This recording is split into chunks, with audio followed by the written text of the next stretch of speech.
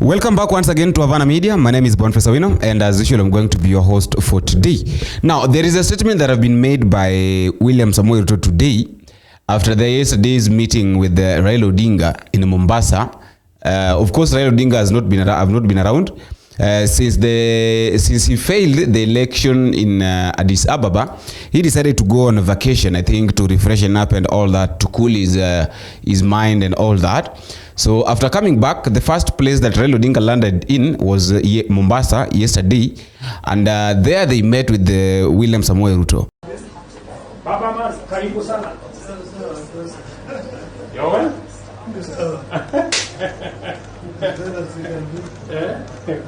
Yes.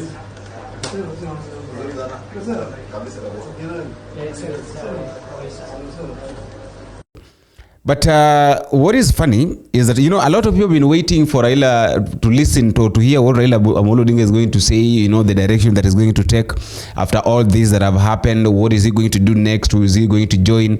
Or what is his plan? That has been people's expectation that Raila will say his plan. And surprisingly enough, today William Ruto is saying that they have agreed with Raila Odinga to work together. Alizana nayo.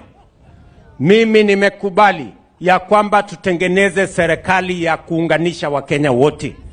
Hata wale walikuwa upinzani, tumekubaliana na wao wakuje tufanye pamoja. Ndio tuendeshe Kenya pamoja. Kusiwe na ubaguzi, kusiwe na wale wamefungiwa nje. Sisi wote tuungane kwa pamoja. Waswahili wanasema umoja ni nini? Si umoja ni nguvu jameni? Tukiungana kuna makosa. Munasema tuungane ama tutengane? Tufanye kazi pamoja ama tufanye kwa pipande? Pamoja. Hebu niole wanasema tushirikiana tufanye kazi pamoja. Yesterday Raila said that he's going to consult with the few people here and there, and then he'll tell us what next. He'll tell people what next, what he have decided.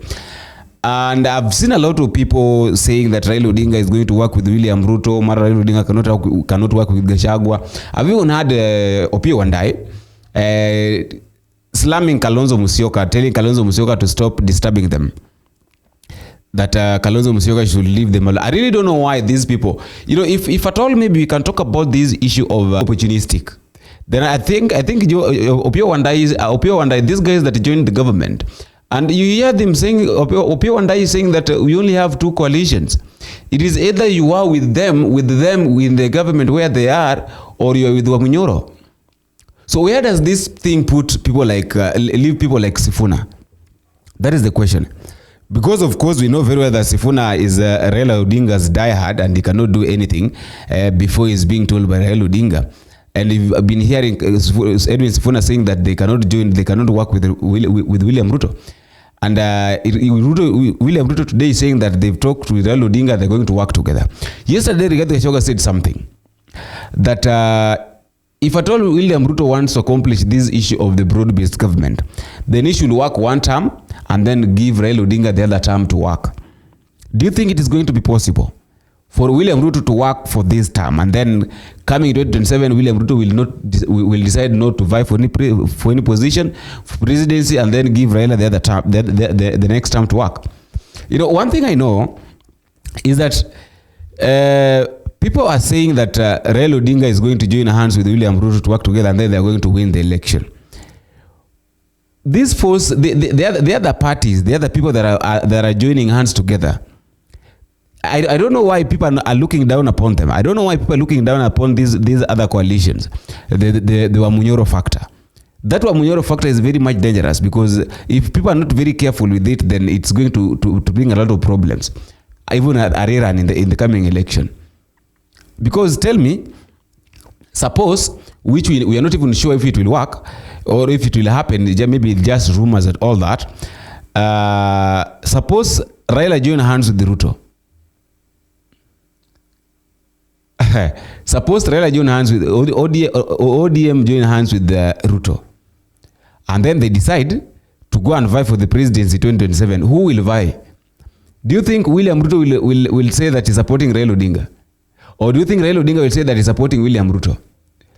people are saying that the possibility of Raila supporting William Ruto in 2027 is very high because of the way William Ruto spent during the time that Raila Odinga wanted to become the chairman of African Union. And I was looking at it this way also, like for example, if you want to win a girl, for those who are married or maybe those who are in a relationship, if you want to win a girl or maybe you want to win a lady, what you do is that you spend on this person. After spending on this person, it reaches a point that now it will be very difficult for this person to say no. Why? Because you have spent, but on the other hand, saying no is not a problem, by the way, because at the end of the day, I didn't request you to spend on me. So I don't see this issue of why people was claiming that simply because William Ruto spent too much on Raila Odinga's campaign and all that in AU, so it's a guarantee that Raila Odinga is going to support William Ruto in 2027. I don't see it. I don't see it if it's what happened, because even Rigathi Gachagua is giving Raila Odinga an option down there in Wamunyoro that if they decide to work together, then it's very easy for Rigathi Gachagua to give Raila Odinga a very early lead, a 3 a.m. Presidential win.